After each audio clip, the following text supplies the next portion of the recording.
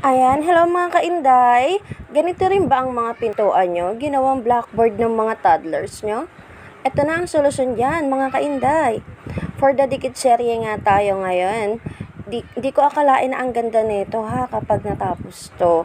Ayan, ang lakas niya maka-aesthetic.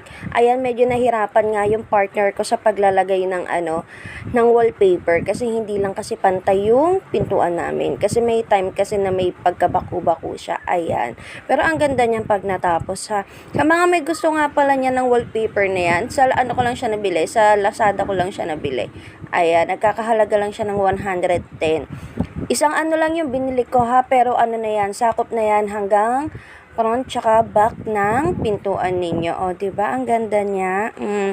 Tapos, ito na yung pinaka naging ending niya. Ayan. Ending. O, diba? Ang lakas yung maka-aesthetic. Ang ganda tignan. Hindi na makikita yung mga pinagsulatan ng mga toddlers niya. Ayan. Hindi na siya gagawing blackboard.